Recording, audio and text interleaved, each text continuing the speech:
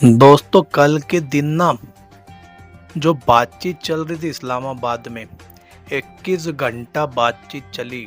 Iran और America, मतलब एक कमरे में अमेरिका बैठा था और दूसरे कमरे में ईरान बैठा था। मतलब फेस टू फेस जो बातचीत नहीं हो रही थी।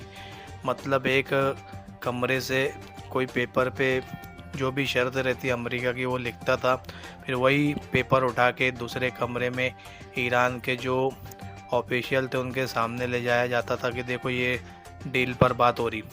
तो फिर उसके बाद ईरान के जो ऑफिशियल रहते थे वो लिख के देते कि नहीं हमको ये डील मंजूर नहीं है। फिर वही पेपर को उठा के दूसरे कमरे में लेकर जाया जाता था। दोस्तों ऐसा बातचीत हो रही थी और अचानक बातचीत फेल हो गई, क्योंकि जो जेडी वेंस है ना, जो अमेरिका का वाइस प्रेसिडेंट, उसको डील के दौरान नेतन्याहू जो इसराइल का पीएम है उसका फ़ोन आया।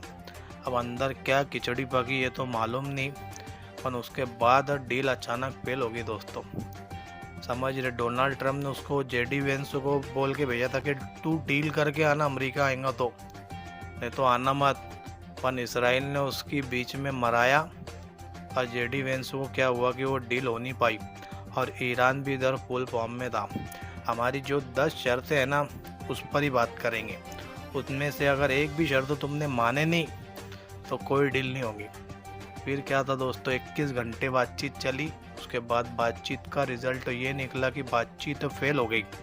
उसके बाद अमेरिका बौखला गया, डोनाल्ड ट्रम्प भी बौखला गया कि अब स्टेट ऑफ हॉर्मोज ईरान खोल दे। ईरान ने साफ इनकार कर दिया कि हम खोलेंगे नहीं स्टेट ऑफ हॉर्मोज, तुम कितना भी पैर पटक लो या फिर सर पटक लो, हम तो खोलने वाले नहीं हैं। फिर डोनाल्ड ट्रम्प ने धमकी दिया स्टेट ऑफ हॉर्मोज से पहले जो पर्शियन गल्फ और ओमान का जो गल्फ है ना, ओमान का जो समंदर का रास्ता है, उसके पहले हम ब्लॉकेज लगा देंगे, यानी हम वहाँ पे ब्लॉक कर देंगे रास्ता।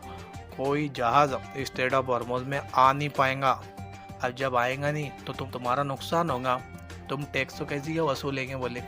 ऐसा अमेरिका ने दिमाग लगाया। अब अमेरिका को क्या लगता था कि हम ऐसा करेंगे तो ईरान घुटने पे आ जाएगा, कि जब ईरान के ये समंदर में जहाज़ ही नहीं जाएंगे स्टेट ऑफ हॉर्मोज में तो टैक्स ही नहीं वसूल कर पाएगा।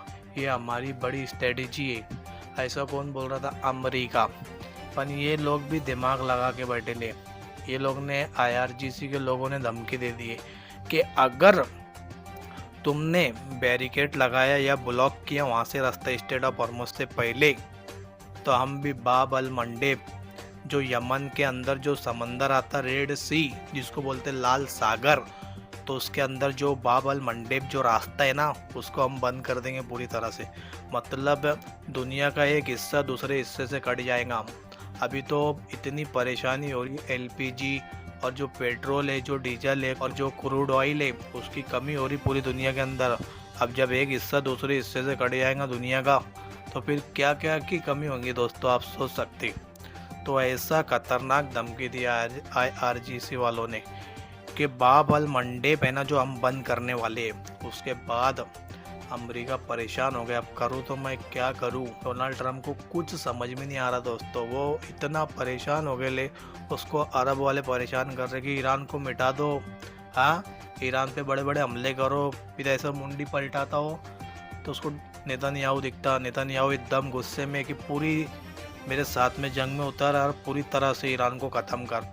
बेचारा गुलाबी सुअर परेशान हो गए ले कि सुबह में भी नींद आती कि नहीं उसको, कि रात में भी नींद आती कि नहीं। हाँ ऐसा खतरनाक परेशान हो गए, 50,000 की फौज भेज रहा भी। मतलब ये बातचीत थी ना दोस्तों, ये सब ढोंग था, समझ रहे। ये लोग ने 3-4 बार ऐसी करे, ईरान को लाए बातचीत के टेबल पे, अब पीछे से हमला कर दिए, पीछे से आयतुल्ला खामनाई को मार दिया ये लोग ने। ये ऐसे लोग हैं दोस्तों, बातचीत के लायक की नहीं है। मैं तो बोलता ईरान को चालू पड़ जाओ, अरब कंट्री वालों को दो पकड़ के, इसराइल को दो और अमेरिका को प्लस में बोनस दो। जितनी भी फौज है इनको डुबा डुबा के पटक पटक के मारो, क्योंकि ये बातचीत के लायक की नहीं है। पूरी दुनिया के अंदर महंगाई हो रही इनकी वजह से, मालूम। स्टेट ऑफ हॉर्मोज बंद तो तेल की कमी, क्रूड ऑयल की कमी, नेचुरल गैस की कमी, वो LPG की कमी। हाँ लोगों के घर में खाना नहीं पक रहा, रेस्टोरेंट बंद हो जा रहे, हाँ होटल बंद हो जा रहा। क्या चल रहा, गाड़ी जो मोटर में तेल डालते वो तेल नहीं रह रहा, सब लोग परेशान हैं इनकी वजह से। तो इनको इतना बम का ईरान के लोग डायरेक्ट घुटने पे आ जाए। घुटने पे आने के बाद भी जलील हो रहे, चारों तरफ से फटकार बरस रही है लोग के ऊपर। ये लोग पे हर इंसान आ रहा, इनको गाली दे गई आ रहा। फिर भी ये लोग हर दिन गुलाबी सुबह उठता नहीं इनमें से कि हम जीत गए जीत गए जीत गए।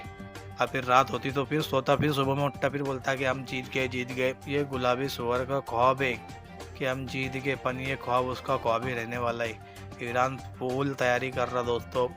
और अमेरिका और इसराइल ने जो सीज़ फायर करे ना 14 दिन, तो 14 दिन इसलिए सीज़ फायर करे कि इनके जो हथियार थे कमज़ोर पड़ रहे थे, इनके हथियार ख़त्म हो रहे थे, इनकी फ़ौज कम हो रही थी। हाँ, लोग लड़ना नहीं चाहते। अमेरिका और इसराइल की तरफ से लोग भाग रहे थे, इसराइल छोड़ के भाग रहा कोई यहूदी। हाँ, तो ऐसी बहुत सारी वजह थी दोस्तों। और सबसे मेन वजह कि दुनिया की इकोनॉमी पे फ़र्क पड़ रहा था। तेल, गैस, क्रूड ऑयल, ये सब चीज़ें दुनिया में महंगी हो रही। और जो जेट फ्यूल, जो हवाई जहाज़ में लगने वाला पेट्रोल है ना, वो सबसे ज़्यादा उसकी किल्लत हो रही थी दोस्तों। कई फ्लाइट है ना रद्द हो रही थी, और बहुत सारे जो फ्लाइट के टिकट है ना वो खटाखट महंगे हो रहे थे। जिसके बाद गुलाबी सुअर को ये कदम उठाना पड़ा, सीज़ फायर करना पड़ा। ना उसने अरब कंट्री वालों से पूछा, ना उसने इसराइल से पूछा कि मैं सीज़ फायर करने जा रहा। सीज़ फायर कर लिया, उसके बाद फ़ोन घुमाया इसराइल को कि हम सीज़ फायर करने जा रहे। फिर गल्फ कंट्री वालों को बोला हम सीज़ फायर करने, मतलब दोनों को खोल दिया था अमेरिका ने, समझ रहे। और जो अमेरिका की शेयर मार्केट है ना पूरी रेड हो गई थी दोस्तों। पूरे 1 ट्रिलियन डॉलर का नुकसान हुआ था। आप जाके चेक करेंगे सब मालूम पड़ेगा आपको। जो अमेरिका की शेयर मार्केट पूरी डाउन हो गई थी, इतना बड़ा नुकसान हो गया था ना। जितने इन्वेस्टर थे ना सब ट्रम्प को गाली दे रहे थे कि तूने क्या करा, पूरा बोले तो मार्केट को सुला दिया तूने। ऐसी खतरनाक कंडीशन थी दोस्तों। अभी बातचीत तो फेल हो गई, पर अभी तैयारी चालू है दोनों तरफ से। ईरान की तरफ से भी अमेरिका इसराइल भी तैयारी कर रहे, फिर से वापस जंग चालू होने वाली है। और अभी अब जो जंग बढ़ेगी ना, ये लिख के रख लो कागज़ पे। मैं तुमको बता रहा हूँ, हिंदुस्तान का कोई मीडिया नहीं बताएगा तुमको। आगे जो बढ़ने वाली जंग है ना, पूरी दुनिया में भूखमरी होंगी, महंगाई होंगी, हर चीज़ के दाम आसमान पे जाने वाले। ये मैं लिख के दे रहा तुमको पेज के ऊपर। जितने अरब कंट्री में लोग रहते, सऊदी अरब में, हाँ, दुबई के अंदर, कतर के अंदर, बहरीन के अंदर, तो बेटा तुम लोग जल्दी से जल्दी कल्टी मार लो वहाँ से, क्योंकि जंग बढ़ने वाली है। 80% जो खाना है ना अरब कंट्री का, जो गल्फ देश है, उसका खाना 80% स्ट्रेट ऑफ हॉर्मुज़ से गुजरता। अगर जंग वापस से चालू हुई तो स्ट्रेट ऑफ हॉर्मुज़ प्लस बाब अल मंडेब, जो यमन के अंदर लाल सागर है, वो भी बंद होने वाला है। बेटा तुम लोग तो भूखे मरेंगे। पहले अरब वाले क्या करेंगे मालूम है? उनके लिए खाना जमा करेंगे, तुमको पूछेंगे भी नहीं, तुम तो नौकर है वहाँ पे, गुलाम है तुमको पूछने वाले नहीं वो लोग। तो जितनी जल्दी हो सके ना वहाँ से अरब कंट्री छोड़ के अपने अपने देश आ जाओ तो सुरक्षित रहेंगे। नहीं तो वहाँ तुम्हारा क्या हाल होगा, कोई पूछने वाला भी नहीं रहेगा तुमको, मालूम। और जो जेट फ्यूल के दाम बढ़ रहे ना, उससे फ्लाइट की जो तुम्हारी टिकट है ना वो टिबल चौबल हो जाएंगी। तुम जितना कमाए नहीं ना ज़िंदगी भर वहाँ पे, तो उससे ज़्यादा तुमको फ्लाइट का टिकट लेकर अपने देश आना पड़ेगा। तो इसके पहले अच्छा मौका है कि तुम वहाँ से भाग जाओ, समझ रहे। जंग बहुत बढ़ने वाली आगे, ये तुमको मैंने फ्री एडवाइस दिए है। अब तुम्हारे ऊपर है, तुमको आना है अरब कंट्री से या नहीं आना है, या तुम उनके भरोसे कि हाँ ये लोग मदद कर देंगे। तो ऐसा कुछ नहीं है, पहले उनके लिए खाना पानी जमा करेंगे वो, क्योंकि अरब कंट्री वाले ऐसे है ना कि हर चीज़ बाहर से मंगाते, खुद मैन्युफैक्चर नहीं करते हो। तुमको मालूम होगा सब चीज़, हर चीज़ बाहर से एक्सपोर्ट होती है अरब के अंदर। अरब कंट्री बोले तो कौन, ये जितने भी आते, जॉर्डन हुआ, इजिप्ट हुआ, हाँ, उसके बाद में सऊदी अरब है, कतर है, दुबई है, बहरीन है, और जितने भी ये आते अरब गल्फ में, तो उनकी बात कर रहा दोस्तों मैं। तो इसलिए वीडियो को ज़्यादा से ज़्यादा शेयर करें।